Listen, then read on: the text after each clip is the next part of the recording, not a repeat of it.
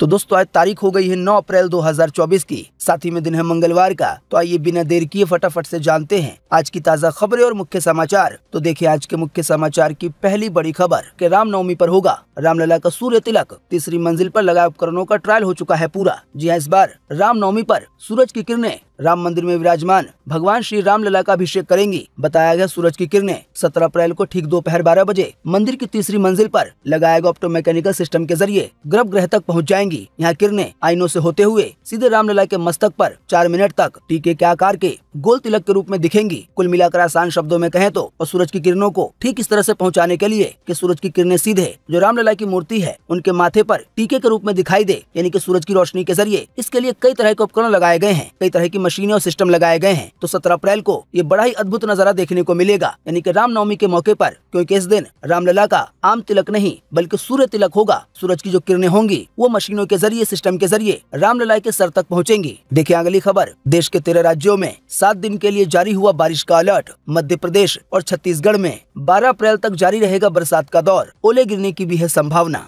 जी हाँ, देश भर में वेस्टर्न डिस्टर्बेंस की वजह से कई इलाकों में गर्मी के मौसम में बारिश और ओले गिरने की संभावना जताई गई है। मौसम विभाग के मुताबिक अरुणाचल प्रदेश, पश्चिम बंगाल, सिक्किम, असम, मेघालय, नागालैंड, मणिपुर, मिजोरम, त्रिपुरा, तेलंगाना, आंध्र प्रदेश और तमिलनाडु में भी आज से लगातार 7 दिन तक बारिश का दौर देखने को मिलेगा। वहीं मध्य प्रदेश, छत्तीसगढ़ और महाराष्ट्र में 12 अप्रैल तक बरसात का दौर जारी रहेगा। मौसम विभाग ने बताया है कि इन दिनों इन राज्यों के कुछ इलाकों में ओले भी गिर सकते हैं, हालांकि ओले गिरने की कम संभावना है। वहीं बिहार को लेकर बताया गया है कि बिहार के सभी जिलों में मौसम आज सामान्य बना रहेगा। हालांकि साथ ही में बताया गया है 10 और 13 अप्रैल को बिहार में बारिश होने की संभावना है। इसके अलावा पंजाब में 13 और 14 अप्रैल को बारिश की संभावना जताई गई है। देखिए अगली खबर कि केजरीवाल की गिरफ्तारी और रिमांड पर आ जाएगा हाईकोर्ट का फैसला। बीते 3 अप्रैल को फैसला सुरक्षित रखा था। बीते 9 दिनों से तिहाड़ जेल में बंद है दिल्ली के सीएम। जी हाँ, दिल्ली के मुख्यमंत्री केजरीवाल की गिरफ्तारी और रिमांड पर दिल्ली हाईकोर्ट आज फैसला सुनाएगा, यानी कि मंगलवार को। शायद आपको पता होगा केजरीवाल ने बीते 23 मार्च को गिरफ्तारी को चुनौती देने वाली याचिका लगाई थी और हाईकोर्ट में जाके कहा था कि मुझको गलत गिरफ्तार किया गया है। तो इसी पूरे मामले पर बीते 3 अप्रैल को सुनवाई हुई। उस समय कोर्ट ने फैसला तो कर लिया था, हालांकि फैसला सुनाया नहीं गया था। फैसला अब आज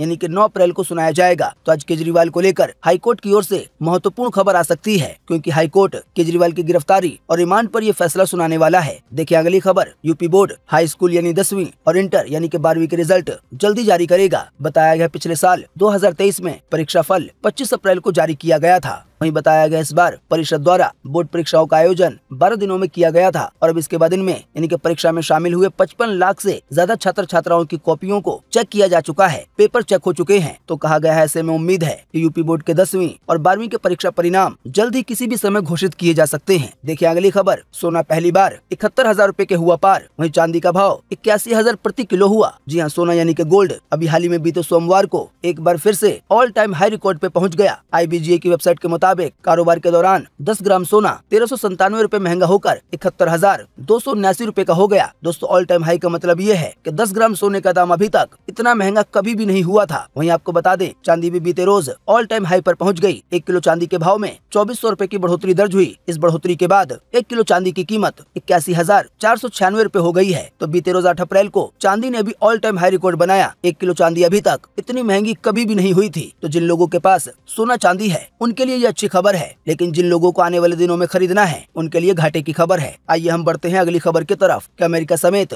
3 देशों में दिन में हुई रात सूर्य ग्रहण की वजह से ऐसा नजारा देखने के लिए 50 लाख लोग पहुंचे। इस दौरान 400 जोड़ों ने शादी की। जी हाँ, मैक्सिको में बीते सोमवार सुबह 11 बजते ही, हालांकि भारतीय समय अनुसार बीते सोमवार रात करीब 10 बजे मैक्सिको में सुबह 11 बजे अंधेरा छा गया। ऐसा साल के पहले पूर्ण सूर्य ग्रहण की वजह से हुआ, यानी कि सूरज पूरी तरह से छिप गया। मैक्सिको के साथ साथ इसे अमेरिका और कनाडा से भी देखा गया। बताया गया है यहाँ ग्रहण के रास्ते में पड़ने वाले राज्यों में करीब 4 मिनट 28 सेकंड तक दिन में ही अंधेरा रहा। वहीं बताया गया है 3 देशों के अलावा 54 देशों में आंशिक सूर्य ग्रहण दिखाई दिया, यानी कि सूरज इन देशों में पूरी तरह से नहीं छिपा था, पर 3 देशों में सूरज पूरी तरह से छुप गया। इस वजह से दिन में ही रात हो गई। द गार्जियन के मुताबिक अमेरिका के अलग अलग इलाकों से करीब 50 लाख लोगों ने सूर्य ग्रहण का ये अद्भुत नजारा देखा। वहीं इसी बीच अमेरिकी स्पेस एजेंसी नासा ने बताया है कि अब अमेरिका में अगले 21 सालों तक यानी कि 2045 तक ऐसा सूर्य ग्रहण देखने को नहीं मिलेगा। बाकी हो सकेगा तो जो सूर्य ग्रहण का लाइव टेलीकास्ट किया गया था, हम उसका भी लिंक आपको इसी वीडियो के नीचे डिस्क्रिप्शन में दे देंगे। देखिए देखें अगली खबर, सऊदी अरब में नहीं दिखा ईद का चांद। आइए बताएं कि भारत में कब मनाई जाएगी ईद। जी ईद उल फितर के चांद का बेसब्री से इंतजार कर रहे लोगों के लिए बड़ी खबर सामने आई है। बताया गया सऊदी अरब में बीते रोज सोमवार को ईद का चांद नहीं दिखाई दिया। इसी वजह से अब सऊदी अरब में आज मंगलवार को ईद का चांद दिखाई देगा और कल बुधवार को यानी कि 10 अप्रैल को ईद मनाई जाएगी। शायद आपको पता होगा, जिस दिन सऊदी अरब में ईद मनाई जाती है तो उसके अगले ही दिन भारत में ईद हो जाती है। आसान शब्दों में कहें तो भारत में ईद आने वाले गुरुवार यानी कि 11 अप्रैल को मनाई जाएगी। देखिए अगली खबर, केवल इस्लाम के नाम पर बेवकूफ नहीं बना सकते।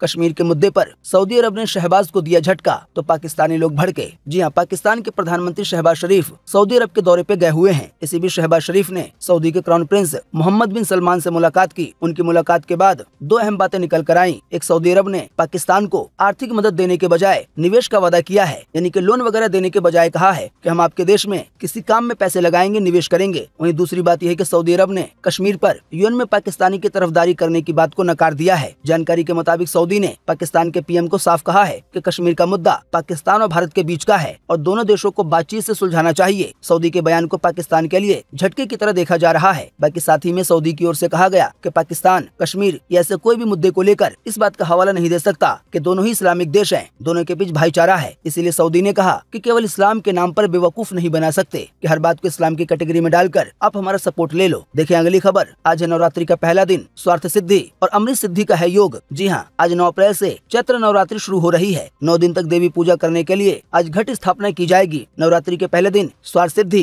और अमृत सिद्धि योग रहेगा। नई चीजें खरीदने के लिए ये नवरात्रि शुभ रहने वाली है। इन 9 दिनों में आप घर की जरूरत की चीजें भी खरीद सकते हैं। बताया गया है धार्मिक मान्यताओं के अनुसार इन 9 दिनों में आप घर की जरूरत की चीजें भी खरीद सकते हैं, इससे भी लाभ मिलेगा। वहीं बताया गया इन दिनों गोल्ड यानी कि सोना खरीदना भी काफी शुभ माना जाता है, या अगर आप सोने में निवेश करना चाहते हैं तो ये काफी शुभ अवसर है। देखें अगली खबर के चुनाव आयोग के ऑफिस के बाहर टीएमसी सांसदों ने किया प्रदर्शन। डेरेक ओब्रायन को पुलिस उठा के ले गई। अभिषेक बनर्जी बोले महिला सांसदों को घसीटा गया। जी हाँ, दिल्ली में इलेक्शन कमीशन ऑफिस के बाहर प्रदर्शन कर रहे टीएमसी नेताओं को पुलिस ने कस्टडी में ले लिया है। डेरेक ओब्रायन को पुलिस उठा कर ले गई। 10 सदस्यों का प्रतिनिधिमंडल इलेक्शन कमिश्नर से मिलने पहुंचा था। इसके बाद ये सभी लोग धरने पर बैठ गए। हालांकि बाद में पुलिस इन सभी को घसीट के ले गई। आरोप यहाँ तक लगाया गया है कि पुलिस वालों ने महिला सांसदों को घसीटा और जबरदस्ती उठा कर ले गई। दोस्तों, बात यह है कि ये सभी सांसद सरकार के खिलाफ प्रदर्शन कर रहे थे और ये कह रहे थे कि बीजेपी सरकार जो विपक्षी पार्टियां हैं उसको दबा रही है। ईडी के जरिए, सीबीआई के जरिए उल्टे सीधे आरोप लगाकर। इसके अलावा इलेक्शन में भी घोटाले होने का शक है। देखिए अगली खबर, पीएम मोदी पहली बार पीलीभीत की रैली में पहुंचे। जी हाँ, प्रधानमंत्री मोदी यूपी के पीलीभीत में जनता को संबोधित कर रहे हैं। आपको बता दें, प्रधानमंत्री बनने के बाद पीएम मोदी का ये यूपी के पीलीभीत का पहला दौरा है। देखिए अगली खबर, नैनीताल के गिरिजा माता मंदिर परिसर में लगी भयंकर आग। प्रसाद की 15 दुकानें जलकर हुई राख। हालांकि अभी तक किसी के घायल होने की जानकारी नहीं आई है। जी हाँ, अभी हाल ही में बीते रोज नैनीताल जिले के रामनगर में गार्जिया देवी मंदिर परिसर के पास भयंकर आग लग गई, जिसके नदी किनारे स्थित प्रसाद की 15 दुकानें जलकर राख हो गयी। आग कैसे लगी, फिलहाल अभी तक कोई जानकारी सामने नहीं आई है। देखिए अगली खबर, बीफ खाने वाले दावे पर भड़की कंगना रनौत। कहा मैं न बीफ खाती हूँ और न ही रेड मीट। शर्मनाक है कि लोग मेरे बारे में ये अफवाह फैला रहे हैं। जी हाँ, कंगना रनौत लोकसभा चुनाव लड़ने पर सुर्खियों में बनी हुई है। उन्हें भारतीय जनता पार्टी ने मंडी से टिकट दिया है। चुनाव से पहले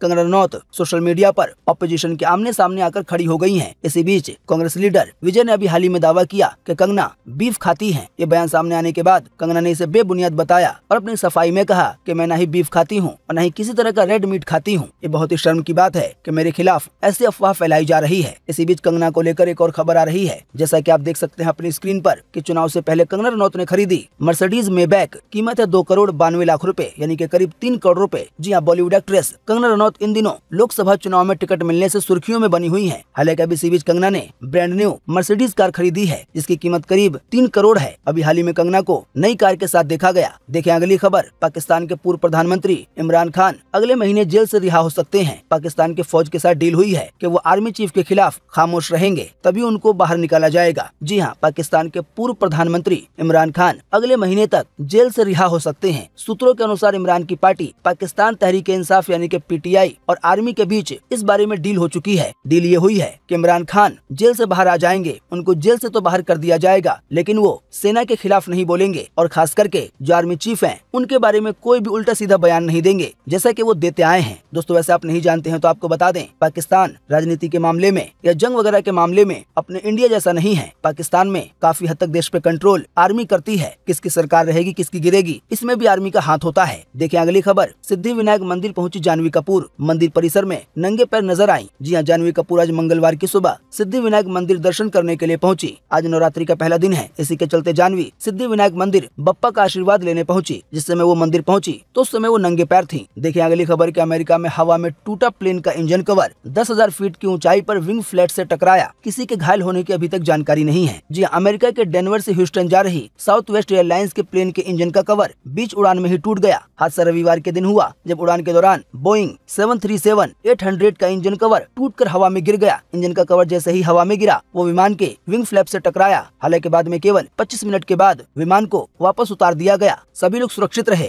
देखिए अगली खबर के शराब नीति केस में के कविता की जमानत याचिका हुई खारिज। बीआरएस लीडर बोली बच्चे का एग्जाम है। जी हाँ, तेलंगाना के पूर्व मुख्यमंत्री केसीआर की बेटी के कविता की अंतरिम जमानत याचिका अभी हाल ही में बीते सोमवार को राव जेवेन्यू कोर्ट ने खारिज कर दी। स्पेशल जज कावेरी बावेजा ने याचिका खारिज करते हुए कहा कि उन्हें अंतरिम जमानत देने का ये सही समय नहीं है। बात यह है कि कविता ने अपने 16 साल के बेटे की परीक्षा का हवाला देते हुए जमानत की मांग की थी। हालांकि कोर्ट ने इसे खारिज कर दिया। आप नहीं जानते हैं तो आपको बता दें कि कविता भी शराब घोटाले मामले में जेल में बंद है। देखिए अगली खबर, मोजाम्बिक में नाव डूबी, 96 लोगों की गई जान, 130 लोग सवार थे। हैजा से बचने के लिए इन लोगों ने प्लान किया था। जी हाँ, ईस्ट अफ्रीकी देश मोजाम्बिक में बीते रविवार देर रात एक नाव समुद्र में डूब गई। इस हादसे में 96 लोगों की जान चली गई। इनमें कई बच्चे भी हैं। वहीं बताया गया है जान गंवाने वालों का आंकड़ा बढ़ सकता है क्योंकि कई लोग लापता हैं। बीबीसी के मुताबिक मछली पकड़ने वाली नाव पर 130 लोग सवार थे, जिसकी क्षमता से ज्यादा थे। 5 लोगों को बचाया जा सका है, जबकि कई लापता हैं। बात यह है कि ये लोग जहाँ पे रह रहे थे तो वहाँ पर हैजा की बीमारी फैली हुई है, तो ये लोग उससे बचने के लिए कहीं और प्लान करके जा रहे थे।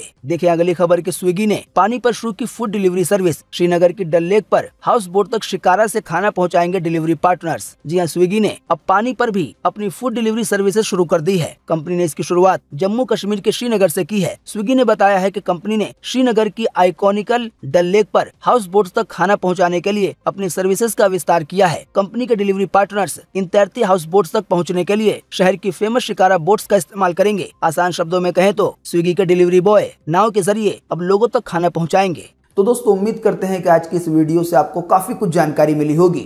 हम बस इसके बदले में आपसे इतना ही चाहते हैं कि आप इस वीडियो को लाइक कर दें और शेयर कर दें, क्योंकि आपका लाइक और शेयर करना ही होता है हमारी मेहनत का फल। वीडियो देखने के लिए आपका बहुत बहुत धन्यवाद। Thanks for watching.